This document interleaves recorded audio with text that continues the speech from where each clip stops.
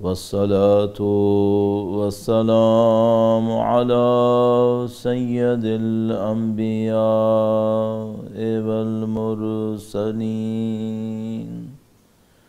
حبيب إله العالمين أبي القاسم محمد اللهم صل على محمد وآل محمد وعلى آله الطيبين الطاهرين سيما بقية الله في الأراضين قال الله تعالى في كتابه الكريم بسم الله الرحمن الرحيم أم حسبت أن أصحاب الكهف والرقيم كانوا من آياتنا عجبا. درود بھیجے گا محمد و آل محمد پر. اللہم صلی علی محمد و آل محمد وعجل فرجهم. عشرہ محرم کے آخری ایام کی طرف ہے اور آج کا دن منسوب ہے سید الشہداء کے عظیم القدر جانثار وفادار بے مثال بھائی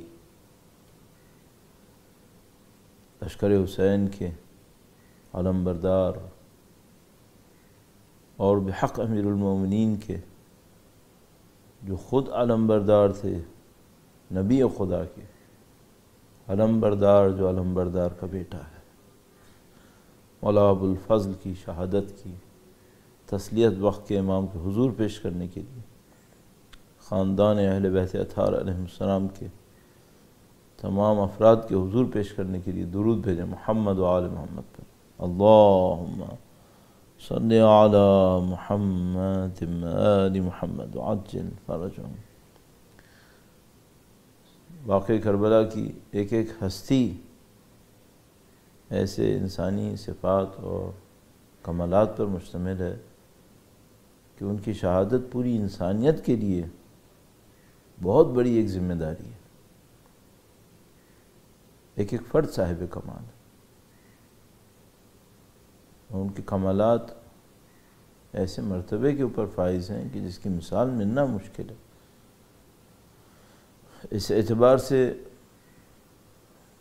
کم از کم اس شعور کو حاصل کرنے کے بعد کہ یہ شخصیتیں اتنی بے مثال ہیں، ہمارے اندر ذمہ داری کا ایک شدید احساس ابھرتا ہے.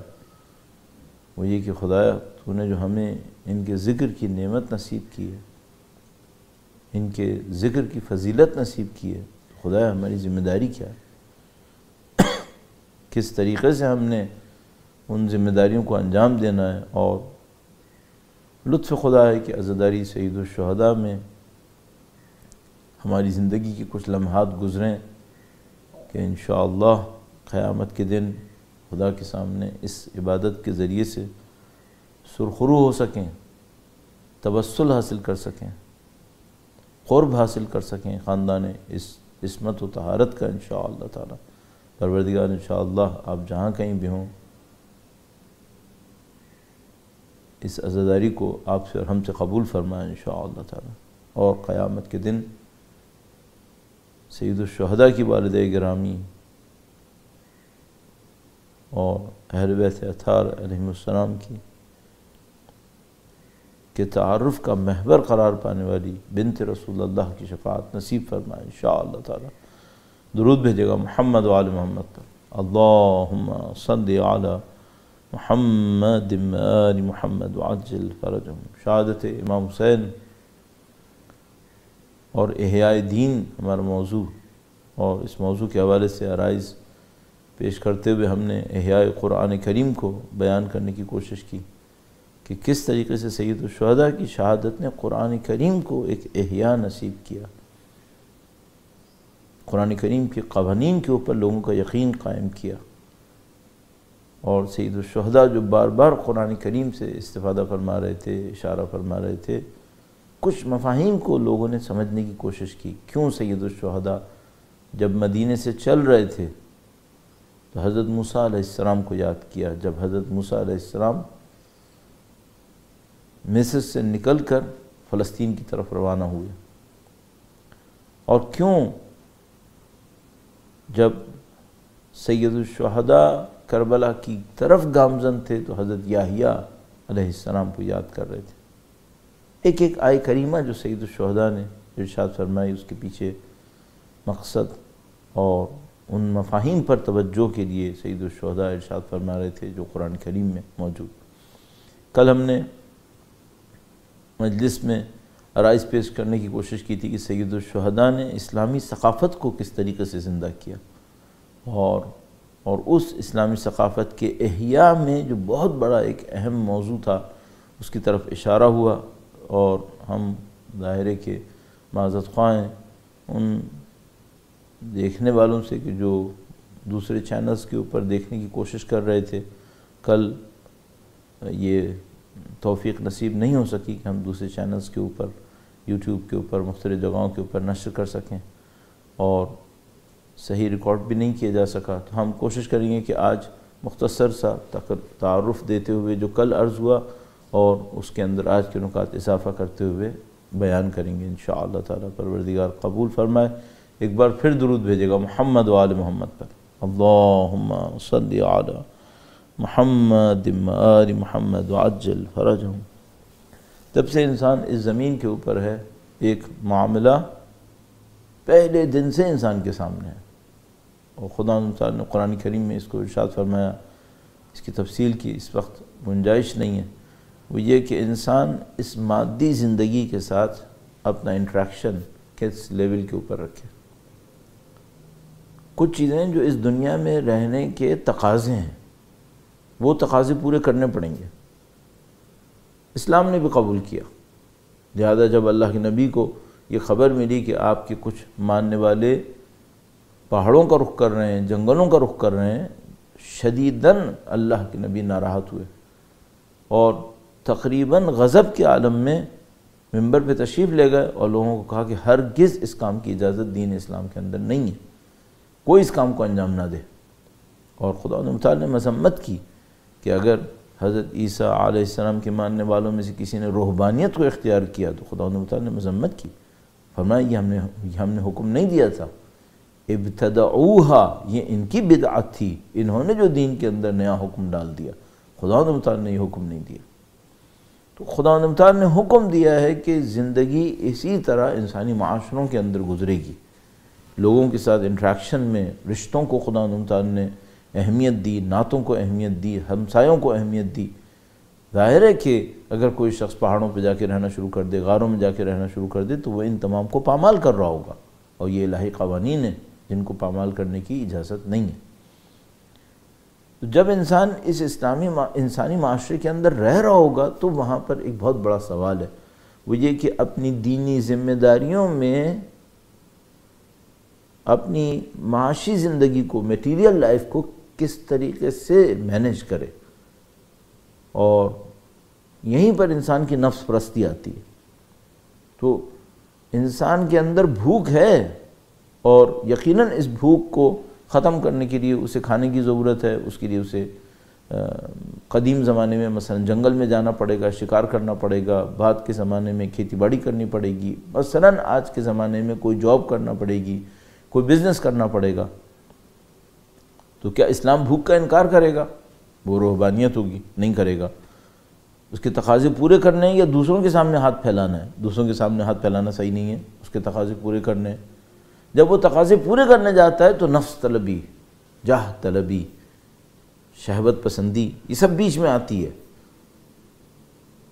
چیلنج کہاں ہے؟ اس کو کون بیلنس کرے گا؟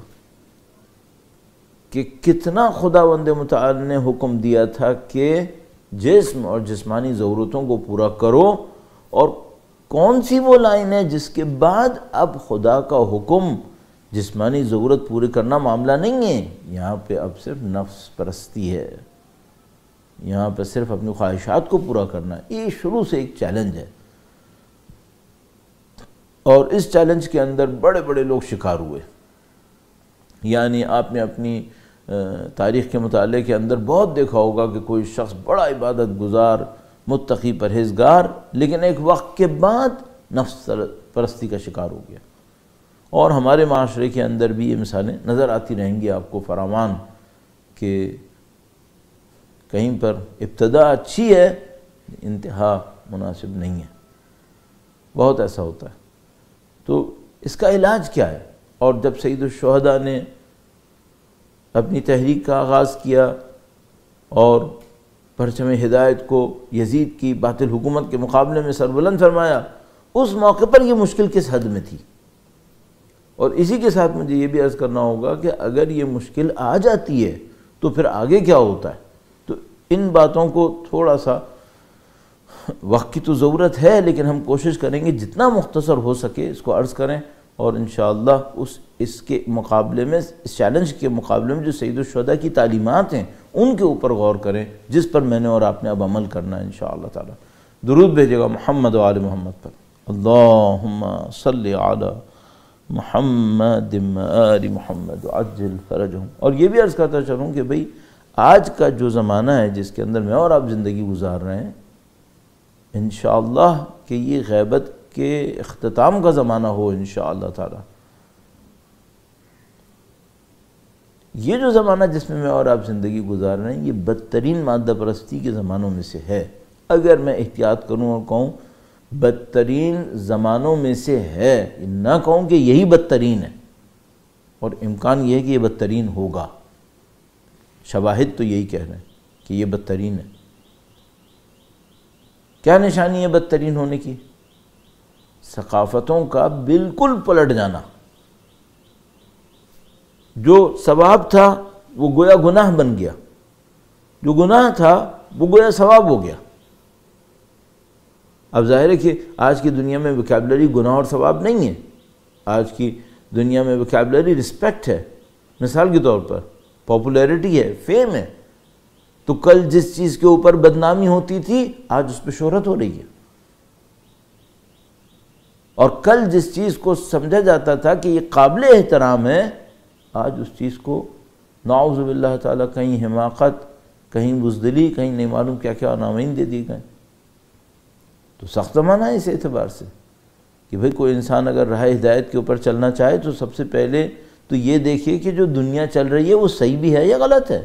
اگر معاشرہ صحیح ہو تو کیا کرنا ہوتا ہے انسان کو؟ اگر معاشرہ صحیح ہو تو بہت سارے کام تو انسان معاشرے کی خاطر صحیح کر دیتا ہے۔ ذرا سوچئے، مثلا 40-50 سال پہلے ہمارے معاشروں میں اگر کوئی زندگی گزار رہا تھا، اتنی آسانی سے روڈ پہ آ کے، سڑک پہ آ کے، گلی میں آ کے گناہ نہیں کر سکے گا، اتنی آسانی سے نہیں کر سکے گا۔ بہت ساری چیزوں کا خیال اس کو خدا کی خاطر نہ بھی ہو تو معاشرے کی خاطر کرنا پڑے گا۔ آج کیا صورتحال ہے؟ آج بالکل الٹا ہو گیا۔ معاشرے کی صورتحال معاشرے کی خاطر چلے، بربادی کے سوا کچھ نصیب نہیں ہوگا، نعوذ باللہ تعالی۔ اکثر تو ایسا ہی ہے۔ تو یہ مشکل کیا سید الشہداء کے زمانے میں بھی تھی؟ ہاں بالکل، شدید قسم کی مادہ پرستی،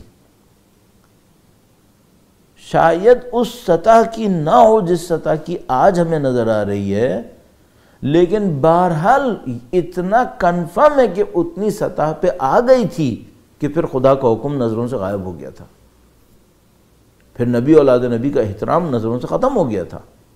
اور کیا گواہی ہے اس بات کی؟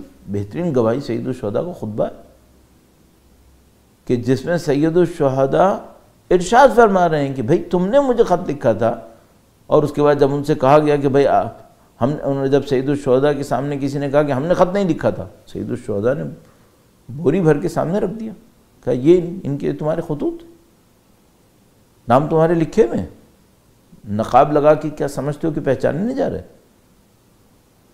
آخر کار سید الشہداء نے جملہ ارشاد فرمایا ان کی شکم میں حرام ہے.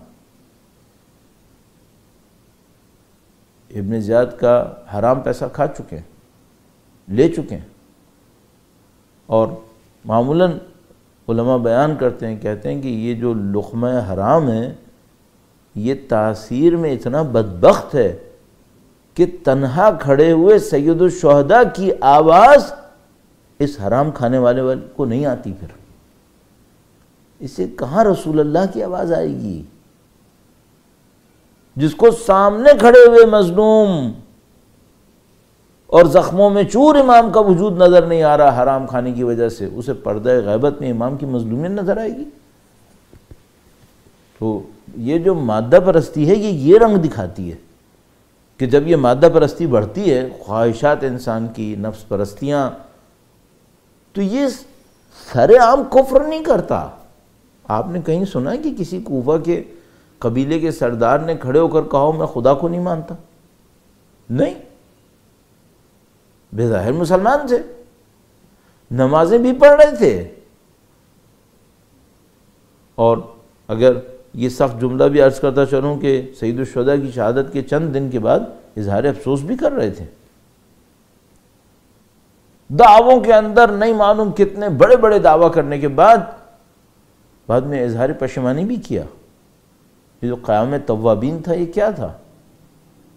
اب اس سے قطع نظر کہ خدا نے ان کی توبہ قبول کر لی، ان کو مقام نصیب کیا، لیکن بہرحال جو کچھ ہوا وہ یہ کہ انہوں نے بڑے بڑے دعوے کیے اور سید الشہداء کی شہادت کے موقع پر خاموش ہو کے بیٹھ گئے. تو مادہ پرستی اس زمانے میں نافذ تھی، رائج تھی، اور سید الشہداء کو پتا تھا کہ جب تک یہ مادہ پرستی ہے حجت خدا کا کوئی ساتھ نہیں دے گا. سید الشہداء نے اس مادہ پرستی کا مقابلہ کیسے کیا؟ اور یہ تو ہو گئی وضعیت کہ اس موقع پہ تھا کیا. اب ذرا سا اس میکینزم کو دیکھ لیجئے کہ بھئی یہ میکینزم ہے کیا، مادہ پرستی اتنا خراب کیوں کر دیتی ہے. ذرا سا چند جملوں میں اس کو عرض کرتا چلوں. درود بھیجے گا محمد و آل محمد پر. اللہم صلی علی محمد و آل محمد وعجل فرجہم. ہمیں تھوڑا سا انسان کی نفسیات میں جانا پڑے گا، شیطان کے طریقہ کار کے اوپر غور کرنا پڑے گا. شیطان کا طریقہ کار تو قرآن کریم کے بیانات کے مطابق خوف اور لالچ کے اوپر مبنی ہوتا ہے. شیطان لوگوں کو خوف دلاتا ہے، اگر یہ گناہ نہیں کیا تو یہ جو تمہارے ہاتھ میں مال ہے یہ چلا جائے گا، یہ شہرت چلی جائے گی، یہ طاقت چلی جائے گی.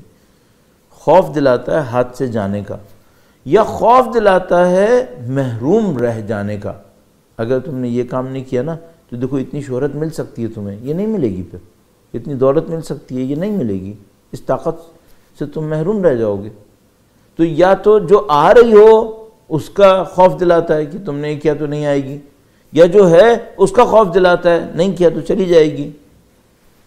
اب وہ جو آنے والی ہے اس کو آپ لالچ کہہ سکتے ہیں کہ لالچ دلاتا ہے، اگر یہ گناہ کر لو نا تو یہ مل جائے گا تمہیں، اگر تم نے یہ کام کیا تو یہ ہو جائے گا، فلاں گناہ کے اندر اتنا مزہ ہے تم کیوں نہیں کر رہے.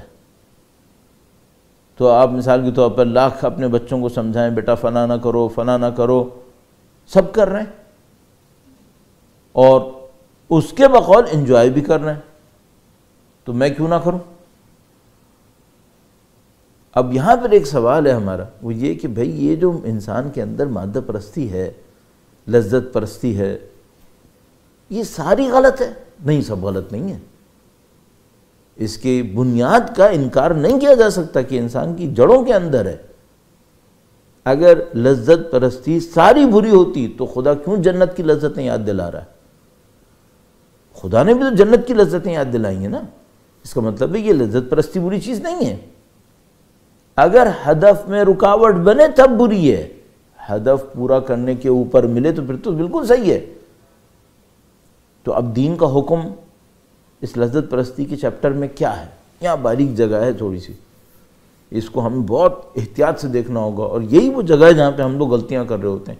ایک گروپ آتا ہے وہ کہتا ہے ایسا اسلام تمہاری کسی لذت کے مخالف نہیں ہے، جو کرنا ہے کرو، بقول کسی کے کہ بسم اللہ پڑھ کے جو گوشت کھانا ہے کھا لو، ذبیحہ ہے یا نہیں ہے اللہ حلال کر دے گا، نعوذ باللہ تعالی۔ جو پینا ہے پی لو، بسم اللہ پڑھ لو، اللہ حلال کر دے گا، نعوذ باللہ تعالی۔ کیسے ہو سکتا ہے؟ ایک فکر یہ ہو گئی، دوسری فکر کیا ہو گئی؟ وہ یہ کہ کچھ دنیا سے لینے کی ضرورت نہیں ہے، اور روحانیت ٹائپ کے اندر چلے گئے۔ ہم جانتے ہیں یہ دونوں فکریں بالکل غلط ہیں۔ اب اس کے اندر ایک بیلنس کہاں ہے، اور دین ہمیں کس طریقے سے اس راستے میں مدد دے گا؟ مدد بھی چاہیے مجھے۔ اس پوائنٹ کو بھی عرض کر دوں آپ کی خدمت میں، درود بھیجے گا محمد و آل محمد پر، اللہم صلی علی محمد و آل محمد وعجل فرجہم۔ کیا دین مجھ سے یہ کہے گا کہ تمہارے اندر لذت کی ایک خواہش ہے، اس لذت کو حاصل کرنے میں جو چاہو کرو، ہمیں اس سے کوئی سروکار نہیں ہے، ان لذتوں کے بعد ظہر کی نماز پڑھنے ہمارے پاس آ جانا؟ کیا دین یہ کہے گا؟ تمہاری کچھ مادی ضرورتیں ہیں، جہاں سے پوری کرنی ہے کر لو، فجر کی نماز پڑھ لینا بس۔ کیا دین یہ کہے گا؟ اگر دین ایک کمپریہنسو سسٹم نہ ہو، نعوذ باللہ تعالی، پھر کہہ سکتا ہے؟ بہت سارے ادیان ہیں، انہوں نے یہی کیا ہے، انہوں نے کہا کہ ہم کمپریہنسو سسٹم نہیں ہے، جس نے جو کرنا ہے کرے، یہ کام ساتھ میں کر لے۔ دین اسلام یہ نہیں کہہ سکتا الیوم اکملت لکم دینکم، دین کامل ہے اور مکمل ضابطۂ حیات، جیسے کہ میں اور آپ بچپن سے ضابطۂ حیات کوڈ آف کنڈکٹ ہے، complete code of comprehensive code of conduct ہے۔ تو یہ نہیں ہو سکتا کہ وہ دین یہ کہے کہ عبادتیں میں کرواؤں گا، کمائی تم خود کرو، عبادتیں میں کرواؤں گا، لذتیں تم خود حاصل کرو۔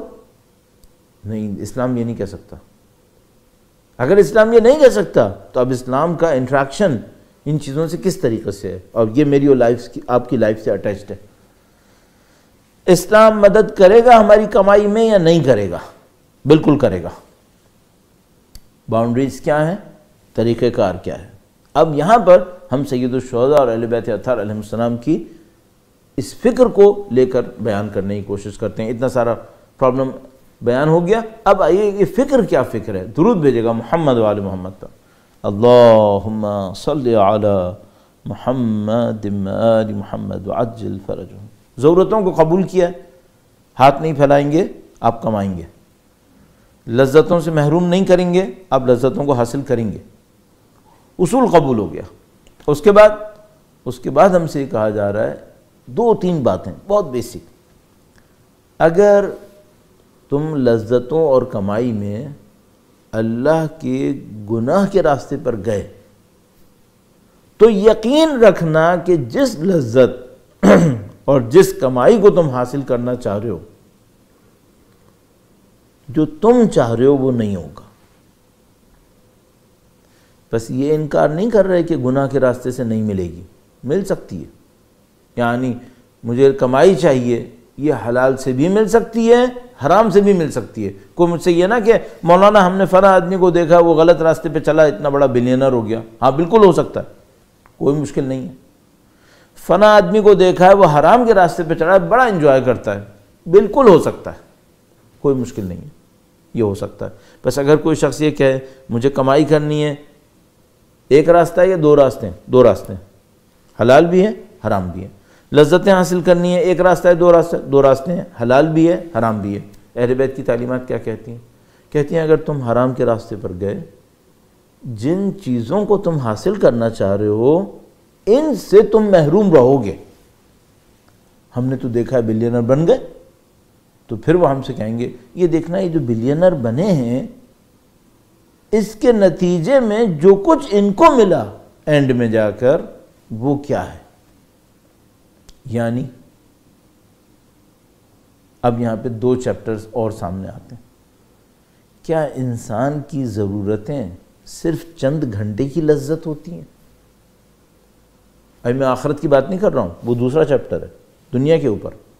مثلا میں نے نفس پرستی دکھائی، نعوذ باللہ تعالی، تکبر دکھایا، غرور دکھایا، لوگوں کے خلاف مکاریاں کرنی، ٹھیک ہے، میری ضرورتیں کیا تھیں؟ ان سب کو کر کے میں نے اپنا بزنس اسٹیبلش کر لیا۔ میری ضرورتیں کیا تھیں؟ کیا مجھے چاہنے والے لوگ چاہیے تھے یا نہیں چاہیے تھے؟ یعنی جو مجھے پرخلوص چاہتے ہوں، چاہیے یا نہیں چاہیے؟ ہاں چاہیے۔ یہ باقی رہیں گے؟ نہیں، یہ باقی نہیں رہیں گے۔ تو وہ جو میں پیسہ کماؤں گا وہ میری اس اسپیس کو فل کر لے گا؟ نہیں، کبھی بھی نہیں کرے گا۔ تو اس اسپیس کو فل کرنے کے لیے مجھے کیا کرنا پڑے گا؟ آج کے دور میں ایڈکشن پہ جانا پڑے گا، منشیات پہ جانا پڑے گا۔ اس سے وہ اسپیس فل ہو جائے گا، اس سے بھی وہ اسپیس فل نہیں ہوگا۔ پھر کیا ہوگا؟ پھر وہ منشیات کے اندر اسٹرانگر، اور زیادہ سخت اور زیادہ طاقتور کے اوپر جائے گا، پھر اس کی اوور ڈوز پہ جائے گا، اور پھر وہ ہوگا جو اس وقت امریکہ کے اندر بہت آسانی سے اسٹیٹسٹکس میں ریفلیکٹ ہو رہا ہے۔ جو اسٹیٹسٹکس مجھے یاد ہے پچھلے سال کی، وہ میرا خیال ہے 91,000 جو صرف اوور ڈوز سے مرے ہیں، مسلسل پینے سے جو مرے ہیں ان کی بات نہیں ہو رہی، جو ان کو آرگنز فیلئر سے مرے ہیں اس کی بات نہیں ہو رہی، جو کمپلیٹ ڈپریشن میں چلے گئے، سائیکک ہو گئے، ان کی بات نہیں ہو رہی، جنہوں نے انسٹنٹلی اوور ڈوز کیا اور وہ فوراً آن اسپاٹ مر گئے ہیں، وہ ایک سال کے اندر 90,000 سے زیادہ ہیں۔ ایک گھنٹے میں جو مجھے یاد آ رہا ہے تقریباً 11 بن رہے تھے شاید۔ یہ فیوچر ہے۔ اہل بیت ہم سے کیا کہتے ہیں؟ اہل بیت ہم سے کہتے ہیں کہ بھائی تم کو لذت چاہیے تھی، تمہیں پیسہ چاہیے تھا، اس کے دو راستے ہیں۔ جس راستے پہ گناہ کے ذریعے سے حاصل کرو گے اس میں اسٹیبلٹی نہیں ہے، اس میں جو تم چاہ رہے ہو وہ بھی نہیں ملے گا تمہیں، تم بدبختی میں پھنسو گے۔ دوسرا چیپٹر آخرت کا ہے، آخرت میں جو ہونا ہے وہ تو چھوڑ ہی دو پھر۔ اور ابھی تو ہم لوگوں کی جو ہمارے بہت دیندار بھی ہیں نا، وہ بھی دنیا دیکھ رہے ہیں۔ ابھی تو اس وقت ہم ایک ایسی جگہ پر آ گئے ہیں کہ زیادہ تر لوگ آخرت دیکھ ہی نہیں رہے، صرف گنے چنے چند لوگ ہوں گے جو آخرت کو میرے خیال میں کاؤنٹ کر رہے ہوں گے۔ زیادہ تر تو یہی سوال ہو رہا ہے کہ بھئی دنیا میں کیا ہونے والا ہے، تو بھئی کم سے کم یہی دیکھ لو کہ دنیا میں بھی سکون نہیں ملے گا۔ اہل بیت اطہار علیہ السلام نے اس ثقافت کو پروموٹ کیا کہ اگر کر سکتے ہو تو اہل آخرت بنو، سلمان فارسی بن جاؤ، کر سکتے ہو تو ابو ذر غفاری بن جاؤ، کر سکتے ہو تو ادھر تک پہنچ جاؤ، نہیں پہنچ سکتے تب بھی کم سے کم اتنا ذہن میں رکھنا، دنیا حاصل کرنے کے لیے اس راستے پہ چلنا جس میں تمہیں دنیا مل جائے۔ ایسا نہ ہو کہ اس راستے پہ چل پڑو جس میں اس دنیا کو جس کو لینے کے لیے بڑھ رہے تھے وہی ہاتھ سے نکل جائے۔ اب سید الشہداء کا ایک فرمان عرض کروں گا، درود بھیجے گا محمد و آل محمد پر، اللہم صلی علی محمد و آل محمد وعجل فرجہم۔ سید الشہداء فرماتے ہیں اگر کوئی شخص گناہ کے راستے کے اوپر چلتا ہے تو جس کو وہ حاصل کرنا چاہ رہا تھا اس سے اور دور ہو جائے گا۔ دنیا چاہ رہا تھا نا، دنیا سے اور دور ہو جائے گا، اور جس سے وہ بچنے کی کوشش کر رہا تھا اس سے اور نزدیک ہو جائے گا۔ یہ کس چیز سے بچنے کی کوشش کر رہا تھا؟ یہ مثال کے طور پر غم سے بچنے کی کوشش کر رہا تھا، پیسہ کمانا چاہ رہا تھا تاکہ مزے کروں، عیاشی کروں۔ سید الشہداء فرما رہے ہیں جو تم لینا چاہو گے نا اس سے بہت دور ہو جاؤ گے، اور دور ہو جاؤ گے، اور جس سے تم بچنا چاہ رہے تھے نا اس میں تم اور جلدی پھنس جاؤ گے اگر تم گناہ کے راستے سے جاؤ گے۔ اب یہ جو ایک چھوٹا سا حکم ہے نا، اس کو آپ لے لیجئے اپنے کچن کی ضرورت سے لے کر، یعنی اتنی زندگی جس کے اوپر کھانا کھا سکوں، یہاں سے لے کر حکومت تک۔ کیا مطلب؟ اگر تم نے ظلم کے خلاف آواز نہیں اٹھائی تو ظلم کے خلاف آواز نہ اٹھا کر جو تم لینا چاہ رہے تھے یعنی دنیا کا سکون، اس سے بھی جاؤ گے، اس سے بہت دور چلے جاؤ گے، اور جس سے تم بچنا چاہ رہے تھے یعنی موت، بے عزتی، اس میں اور جلدی مبتلا ہو جاؤ گے۔ یہ قانون اتنے وسیع ہیں۔ سید الشہداء اور اہل بیت اطہار علیہ السلام کی تعلیمات میں خوبیوں میں سے ایک خوبی یہ ہے، یہ قوانین 2+2 4 کی طرح ہیں۔ یہ معاشرے کے اوپر، فرد کے اوپر رائج ہیں، نافذ ہیں، کوئی ایکسیپشن بھی بعض اوقات نہیں ملتی ہے۔ ہاں بعض اوقات ایکسیپشن ہوتی ہے، خود بتاتے ہیں، سوائے یہ کہ کوئی یہ کام کر لے. بعض اوقات ایکسیپشن بھی نہیں ہے، گناہ والے معاملے کے اندر ایکسیپشن نہیں ہے. تو احیاء دین سید الشہداء کے ذریعے سے مادہ پرست ثقافت میں کیا تھا؟ سید الشہداء نے دوبارہ ان ویلیوز کو زندہ کیا جن کے ذریعے سے انسان اللہ کی بندگی پہ چل سکے. اب ایک مثال سید الشہداء کی ذات گرامی کے حوالے سے درود بھیجے گا محمد و آل محمد پر. اللہم صلی علی محمد و آل محمد وعجل فرجہم. بہت معذرت چاہتا ہوں، یہ مقابلہ، یہ مثال شاید تھوڑی سخت لگے. عمر ابن سعد نے سید الشہداء سے جنگ کرنا قبول کی. عمر سعد کی مثال اس لیے خاص کر دی جاتی ہے، یا بعض اوقات شمر کی. یہ دونوں ناآگاہ نہیں ہیں. ایسا نہیں ہے کہ یہ بے وقوف ہیں، بے خبر ہیں، مارکے کربلا کے اندر پھنس گئے. نہیں، کوئی بے وقوف بے خبر نہیں ہے. یہ عمر ابن سعد ابن ابی وقاص کا بیٹا ایک ایک چیز جانتا ہے، اہل بیت کے مقام کو بھی جانتا ہے. شب عاشور سید الشہداء نے اس کو بلا کر اس سے گفتگو کی ہے، کافی دیر گفتگو کی ہے، اور کوئی اس کی کانٹینٹس کو نہیں جانتا ہے. ایک راوی نے صرف کچھ جملے بیان کیے، تو بہت اچھی طرح جانتا ہے اہل بیت کے مقام کو. اسی طرح شمر سید الشہداء کی اس کربلا کی جنگ سے پہلے امیر المومنین کے اصحاب میں رہ چکا ہے. واقعاً یہ چیزیں انسان کے دماغ کو بعض اوقات بہت زیادہ ڈرا دیتی ہیں اپنے بارے میں، کہ اگر کوئی بگڑنے پہ آتا ہے تو وہاں سے آ کر بھی بگڑ جاتا ہے. خود ابن ملجم، اس کی داستان پڑھنے والی ہے. تو نہ شمر بے خبر ہے، نہ عمر ابن سعد بے خبر انسان ہے، یہ دونوں باخبر انسان ہیں. عمر سعد کس چیز کے پیچھے سید الشہداء کو مارنے کے لیے آیا؟ رائے کی حکومت، معلوم ہے، حکومت کی خاطر. اس نے سید الشہداء کو مارنے کی کوشش کی. اگر حکومت مل بھی جاتی یزید کی طرح، سید الشہداء کو شہید کیا. کتنے سال حکومت کی؟ 2 سال. چلو میں کہہ رہا ہوں 2 سال نہیں 20 سال کر لیتا.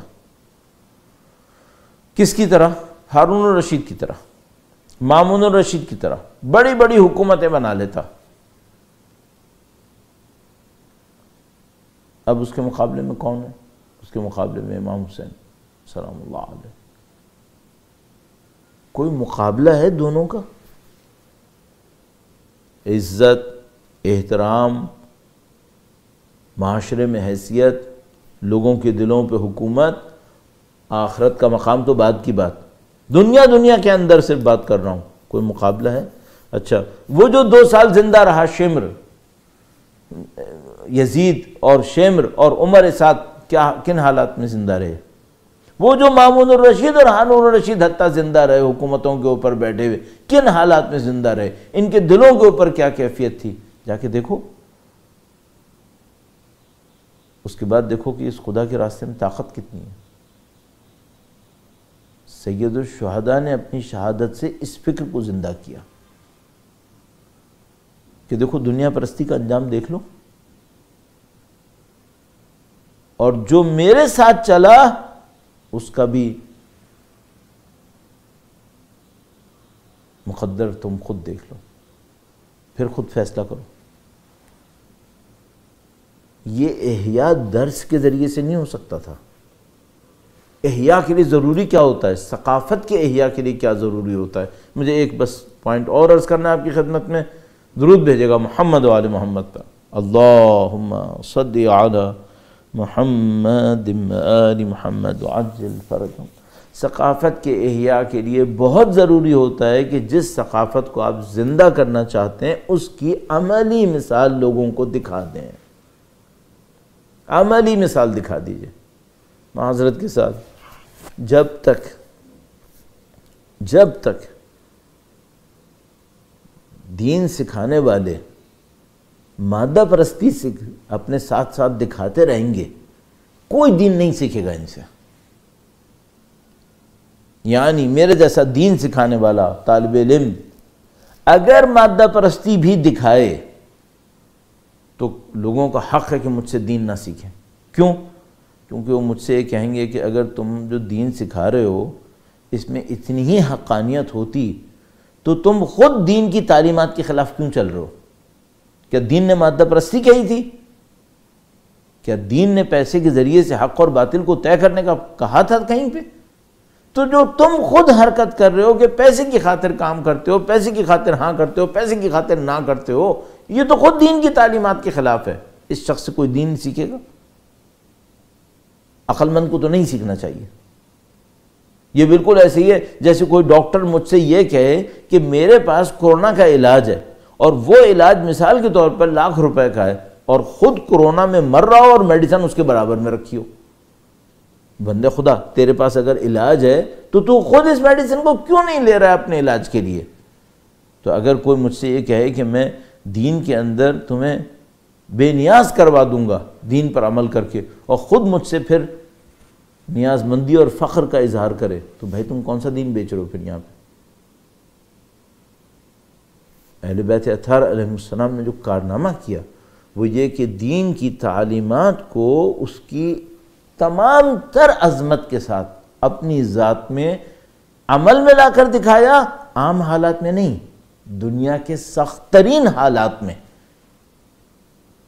تاکہ کوئی دنیا میں یہ نہ کہہ سکے کہ دین کی تعلیمات قابل عمل تو ہیں لیکن اگر انسان میدان میں اکیلا رہ جائے تو کیا کرے۔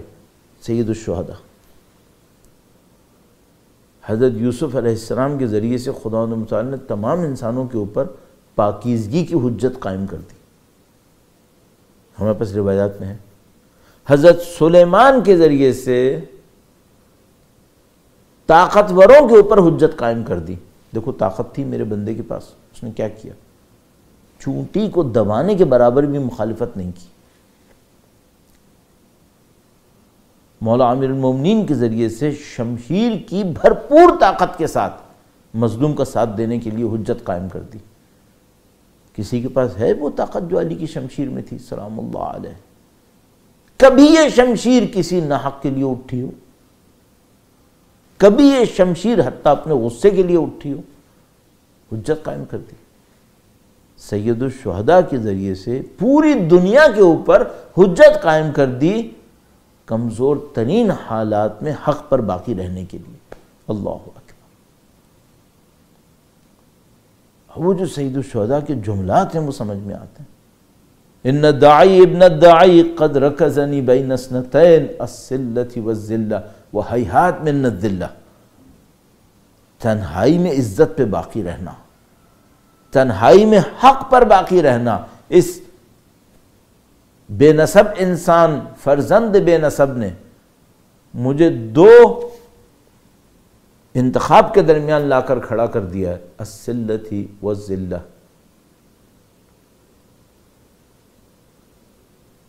یا میں شمشیر لوں یا میں ذلت لوں۔ وہیہات من الذلہ، ہم سے ذلت دور ہے۔ اللہ اکبر۔ یہ سید الشہداء کا موقف ہے، اس موقف کے اوپر کھڑے ہیں اور معجزوں کا انتظار نہیں ہے۔ میں نے پہلے بھی عرض کیا اگر معجزے ہو جاتے نا اور پھر حضرت علی اکبر شہید نہ ہوتے، سید الشہداء شہید نہ ہوتے، تو میرا جیسا کمزور انسان ہمیشہ یہ کہتا رہتا کہ میرا اس واقعے سے کوئی تعلق نہیں ہے۔ کیوں؟ وہاں تو اللہ نے حضرت اسماعیل کو بچا لیا، میرا بچہ نہیں بچے گا۔ وہاں تو خدا نے حضرت عیسیٰ علیہ السلام کو اٹھا لیا، میں تو سولی پہ لٹک جاؤں گا۔ وہاں تو حضرت موسیٰ علیہ السلام کے لیے پانی کھل گیا، میرے لیے کہاں پانی کھلنے والا ہے؟ سید الشہداء نے سب پر حجت پوری کر دی۔ زیادہ سے زیادہ کیا ہوگا؟ یہ ہوگا نا جو کربلا میں ہوا۔ اللہ اکبر۔ اس سے زیادہ تو نہیں ہوگا۔ اور یہ سب ہو گیا، اب بتاؤ کون باقی ہے اور کیوں باقی ہے؟ یا اللہ، اب بتاؤ حسین کیوں باقی ہے سلام اللہ علیہ؟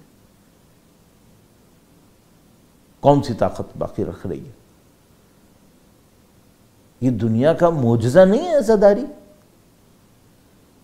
پوری دنیا کے اندر کروڑوں انسان غم کے شدید ترین جذبے سے نڈھال ایک واقعے کی یاد میں کھڑے ہیں جس میں ظاہری طور پر لشکر ہار چکا، ظاہری طور پر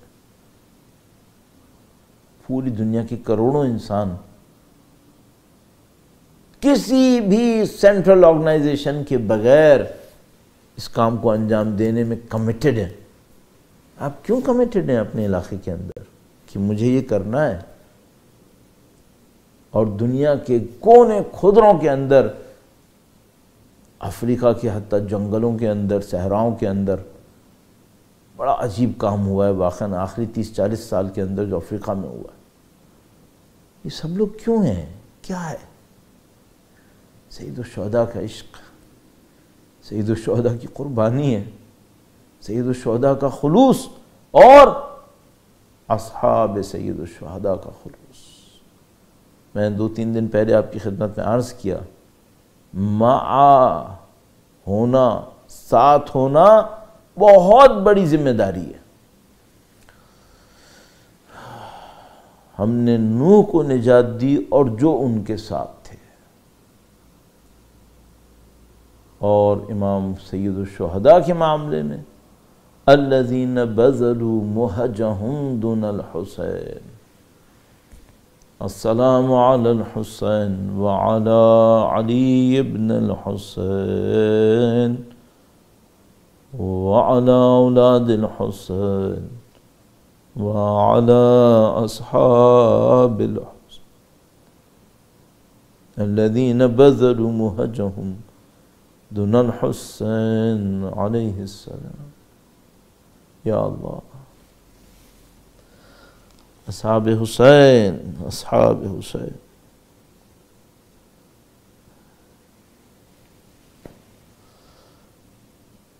جو معجزہ سید الشہداء کے ذریعے رونما ہوا، اس معجزے میں شریک ہو گئے اصحاب حسین۔ فاستقم کما امرت ومن تاب معک، معیت کا درجہ حاصل کر لیا سید الشہداء کے ہمراہ۔ یہ جو حضرت جون اتنے تڑپ رہے تھے کہ مولا مجھے مت بھیجیں، میں نے پوری زندگی انتظار کیا تھا اس گھڑی کے لیے، وہ اس خاطر تھا۔ جون اتنے بابصیرت تھے، ان کو بہت اچھی طرح سمجھ میں آ گیا تھا کہ معا ہونا کتنا بڑا کارنامہ ہے۔ یہ اس بندے کی طرح نہیں ہے جو عصر عاشور کہتا ہے مجھے جانے کی اجازت دیں چونکہ اب میں آپ کے کام نہیں آؤں گا۔ اپنے آپ کو معیت سے دور کر لیا۔ یہ لوگ معا ہونے کو سمجھ رہے تھے، اور اگر یہ سمجھ رہے تھے نا تو پھر اس کے بارے میں سوچیں جس کی ماں نے پیدا ہوتے ہی اس کو یہی سکھایا تھا۔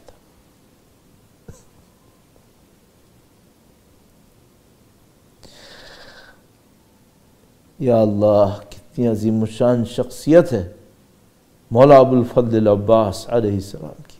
اللہ اکبر، اللہ اکبر۔ کبھی ہمارے پاس کوئی ایک روایت کسی کے بارے میں ہو تو فخر ہوتا ہے اس شخص کے اوپر جس کے پاس کوئی فضیلت کی ایک روایت ہو۔ مولا ابو الفضل العباس کا جو عجیب مقام ہے، روایتوں پر روایتیں۔ اللہ اکبر۔ ہمارے پاس ایک عجیب روایت ہے، گویا مولا 5ویں سرکار سے ہے کہ کسی فرزند کو لایا گیا، جوان کو، اور کہا کہ یہ مولا ابو الفضل کی نسل سے ہے۔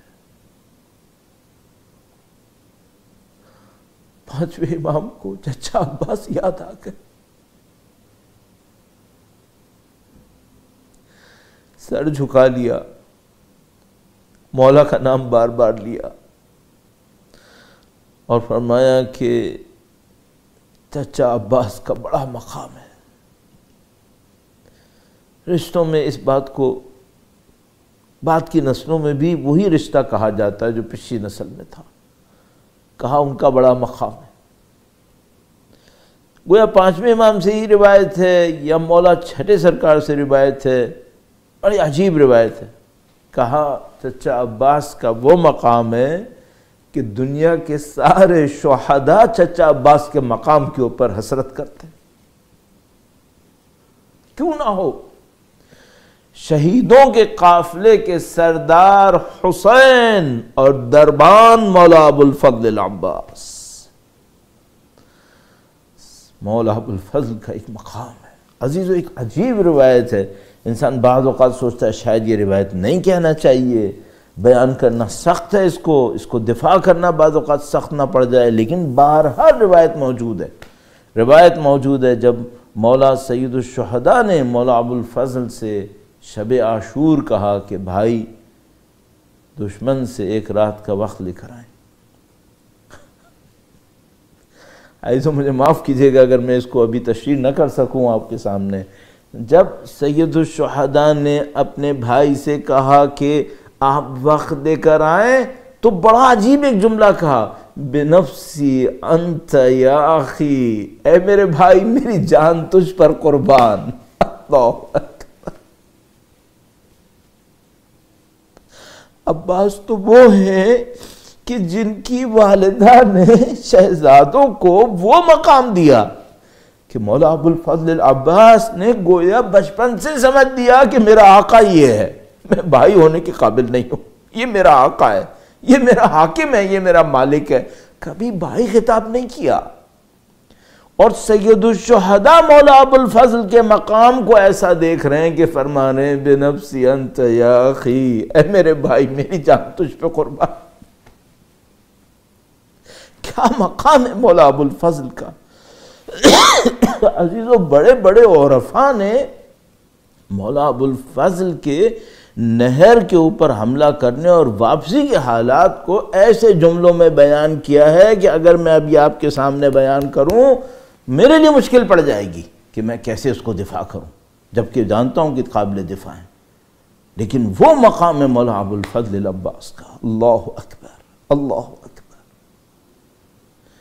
انسانی صفات کا ایک ایسا مظہر، اگر کسی جنگجو سے کہیں نا کہ جنگ کرے اور وہ جنگ کر لے تو یہ مہارت نہیں ہے۔ کیوں؟ ساری زندگی جنگ کرتا رہا ہے، جنگجو ہے، اس سے کہیں جنگ کر لے تو جنگ کر لی اس نے، اس میں کون سی مہارت کی بات ہے؟ لیکن کوئی ابو الفضل سے کہے کہ عباس شمشیر نہ چلانا، صرف مہلت لے کر آنا، اور عباس عمر سعد جیسے کے پاس جا کر مہلت مانگ کر لے آئے، کتنا اپنے آپ کو اطاعت میں زیر کیا، کتنا امام حسین کی اطاعت کے اندر اپنے آپ کو ختم کیا کہ ابو الفضل جیسا شمشیر چلائے بغیر وقت کی مہلت لے کر آئے۔ یہ مولا ابو الفضل کا کارنامہ ہے، یہ مولا ابو الفضل کی شان و شوکت، مولا ابو الفضل کی عظمت ہے۔ عزیزو، رک کے اگر چند مصائب کو بیان کرنے کی آپ کو زحمت دوں، گرچہ میرے بیان کے اندر طاقت نہیں ہے، لیکن میں چاہوں گا کہ انشاءاللہ مولا ابو الفضل کے مصائب کو کم سے کم اتنا عرض کر دوں کہ کل قیامت کے دن اور قبر کے اندر آخرت کے مختلف مراحل میں میں اور آپ مولا ابو الفضل کے سامنے ہاتھ باندھ کے کھڑے ہو جائیں اور کہہ سکیں کہ مولا آپ کے غم میں 4 آنسو ہم نے بھی بہائے، آپ کی چاہنے والے ہم بھی ہیں، آپ کی والدہ کے چاہنے والے ہم بھی ہیں۔ بڑا مقام ہے مولا ابو الفضل کا، بڑی شان ہے، بڑی شوکت ہے۔ جب تک مولا ابو الفضل تشریف فرما تھے کسی دشمن کے اندر ہمت نہیں تھی خیام کے نزدیک بھی آ سکے، سب کو پتا تھا شیر علی کھڑا ہے اور کسی میں جرأت نہیں تھی۔ عزیزو بڑے عجیب مقاتل کے لمحات ہیں مولا ابوالفضل کے.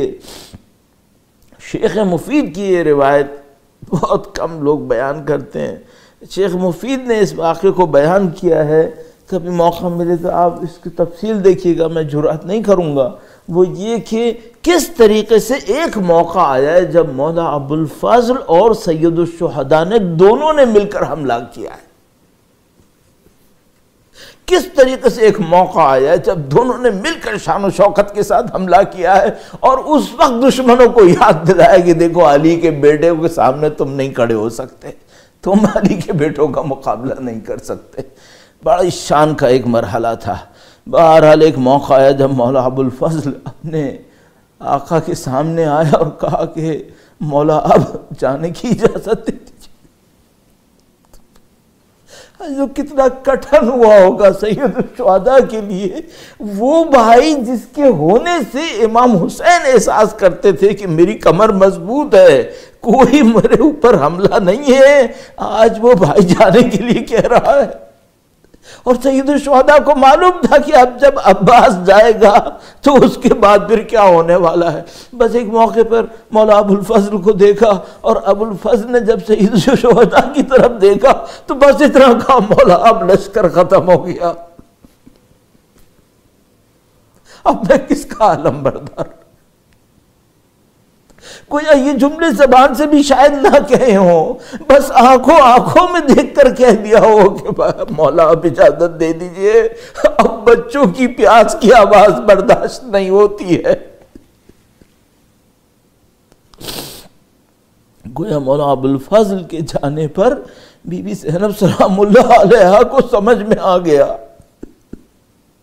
نہیں معلوم یہ روایت کہاں تک صحیح ہے کہ جب مولا ابوالفضل دروازے پر آئے خیموں کے الوداع کرنے کے لیے، بچے خوش تھے چونکہ اس سے پہلے کئی دفعہ ایسا ہوا تھا. 7 محرم سے پانی کی سختی تھی. کئی موقع پر ایسا ہوا تھا کہ جب پانی ختم ہونے لگتا تھا تو مولا ابوالفضل تشریف لے جاتے تھے 7 محرم سے پہلے، اور پانی کو کبھی لے آتے تھے چونکہ اس سے پہلے ہی انہوں نے سختیاں کرنا شروع کر دی تھیں. مولا ابوالفضل پانی لے آتے تھے تو بچوں کے درمیان مشہور تھا کہ اگر ابوالفضل جا رہے ہیں تو پانی آ جائے گا. اب جب ابوالفضل جا رہے ہوں گے تو شاید بچوں کے درمیان یہ بات ہوگی کہ اب چچا جا رہے ہیں، اب تو پانی آ ہی جائے گا. لیکن بی بی زینب سلام اللہ علیہا کو پتا تھا اب پانی نہیں آئے گا، اب ابوالفضل بھی نہیں آئے گا. گویا مشہور ہے علماء کے درمیان کہ جب بی بی نے الوداع کیا تو پھر یہ فرمایا کہ بھیا مجھے پتہ چل گیا کہ میرے پاؤں میں رسیاں کیسے بندھیں گی. نہیں معلوم کی روایت بیان ہوتی ہے. بہرحال جب مولا ابوالفضل تشریف لائے اور سید الشہداء سے الوداع کیا، گویا اب سید الشہداء کا بڑا عجیب عالم تھا. سید الشہداء ایک طرف کھڑے ہوئے اپنے بھائی کو جاتا دیکھ رہے تھے. اب نہیں معلوم کس دل سے سید الشہداء دیکھ رہے تھے. کوئی سید الشہداء کی نظر مولا ابوالفضل کے علم پر تھی کہ میرا بھائی ہے اور میرا بھائی علم لے کر گیا ہے اور مشکیزہ اس کے پاس ہے. اور مولا ابوالفضل روانہ ہوئے. دشمنوں کے لشکر میں آواز نکلنا شروع ہو گئی، کوہرام بپا ہونا شروع ہو گیا کہ علی کا بیٹا آیا ہے، اور کشتوں کے پشتے لگنا شروع ہو گئے. اور نہر علقمہ جس کے اوپر بڑے تیر انداز کھڑے تھے اور بڑے نیزے بردار کھڑے تھے، سب کا قلعہ خما کر دیا علی کے بیٹے نے، اور وہ کوہرام مچایا کہ نہر علقمہ خالی ہو گئی. مولا ابوالفضل اپنے ذوالجناح سمیت نہر علقمہ کے اندر داخل ہوئے، مشکیزہ کو بھر لیا اور اپنے گھوڑے کو اتنا پانی میں لے کے گئے کہ گھوڑا پانی پی سکے، اور مولا ابوالفضل نے چلو میں پانی لیا. کہاں ہے دنیا کے وفادار، کہاں ہے دنیا کے جانثار؟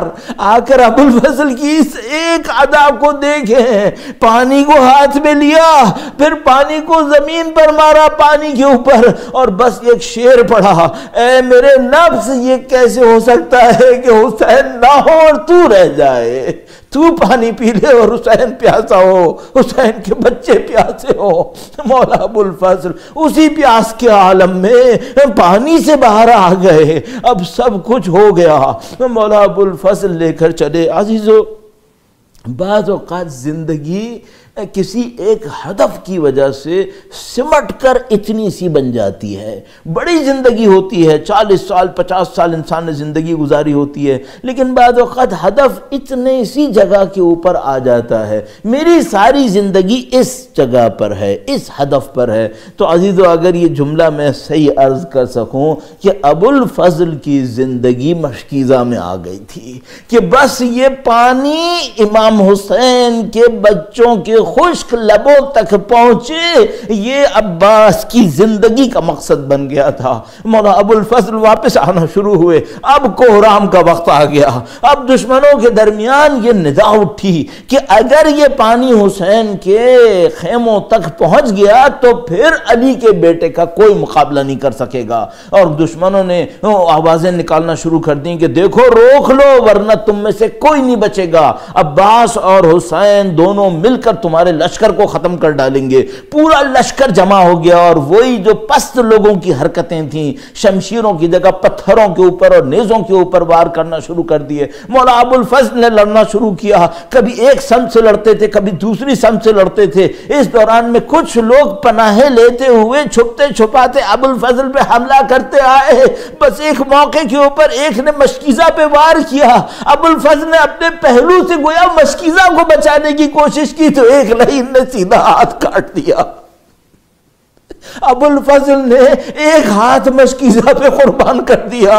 واللہ ان قطعتم یمینی انی احامی ابدا دینی۔ عباس کے قلب مبارک سے یہ شعر نکلا، خدا کی قسم اگر تم نے میرا سیدھا ہاتھ کاٹ بھی دیا ہے نا، میں اپنے امام کا وفادار رہوں گا۔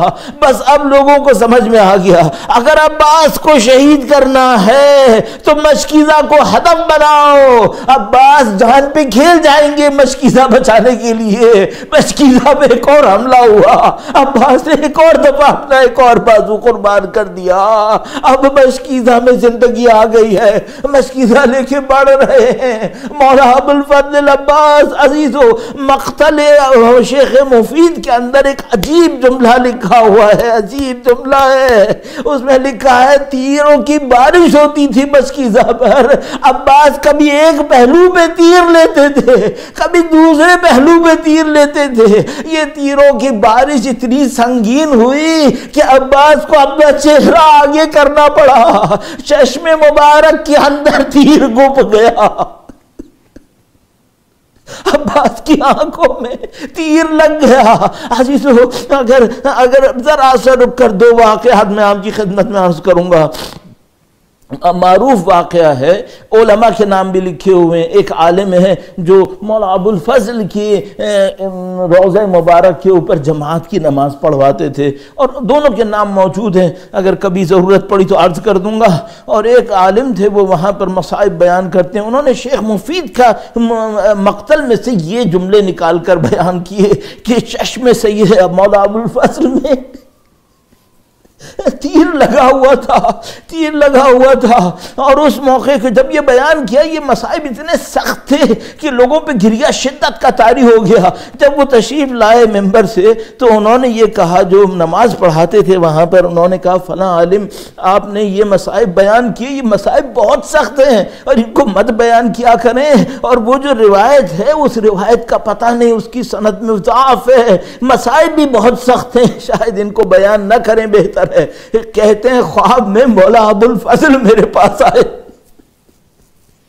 مولا ابو الفضل آئے اور ان عالم سے کہا کہ فلانی تمہیں کیا پتہ کربلا میں کیا کیا ہوا ہے، تمہیں کیا پتہ، تم کربلا میں کہاں تھے، میں نے جھیلا ہے۔ اس کے بعد بیان کیا، عزیز و عجیب ہے، یہ بہت ہی عجیب ہے۔ مولا ابو الفضل نے بیان کیا کہ فلانی اتنے تیر چل رہے تھے، میری آنکھ میں تیر لگا ہوا تھا، میں نے سر کو جھٹکا دیا تاکہ تیر نکلے، تیر نہیں نکلا، اور میں نیچے جھکا تاکہ گھٹنوں کے بل سے تیر نکالوں، میرے شانے کٹے ہوئے تھے۔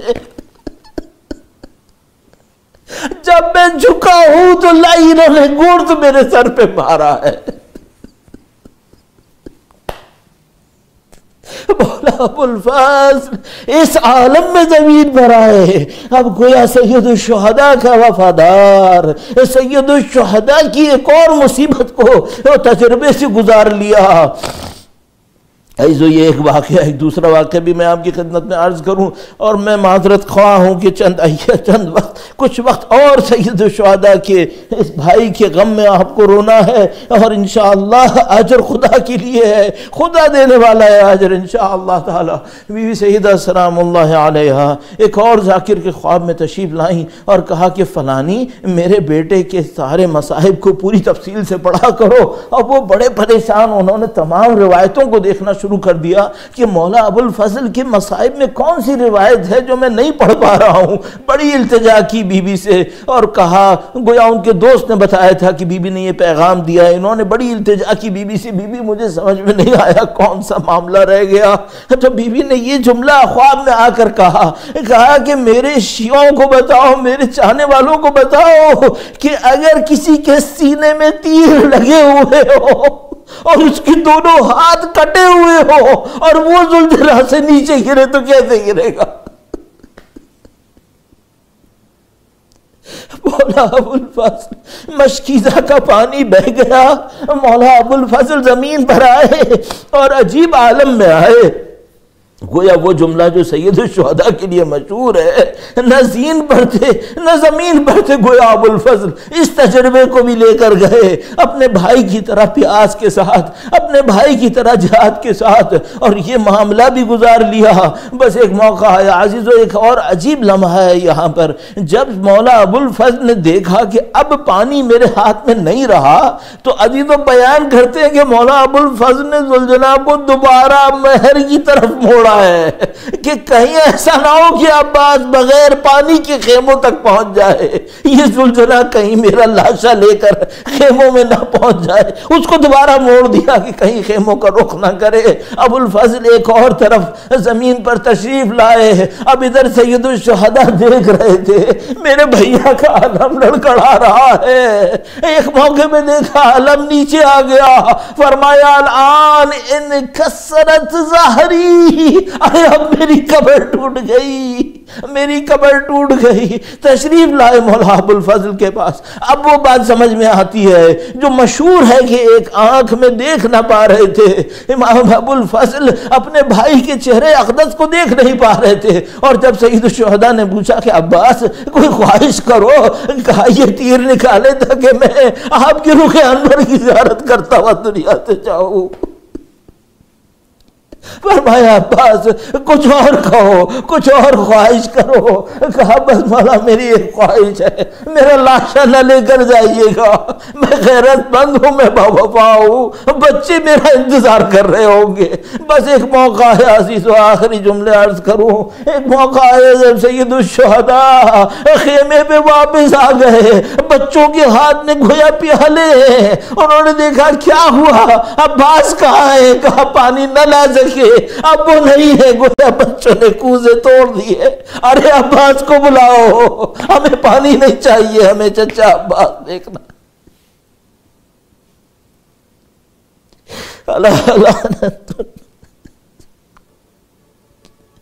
حیدر کرار کا بیٹا کرار گیا، حیدر کرار کا شہید بیٹا۔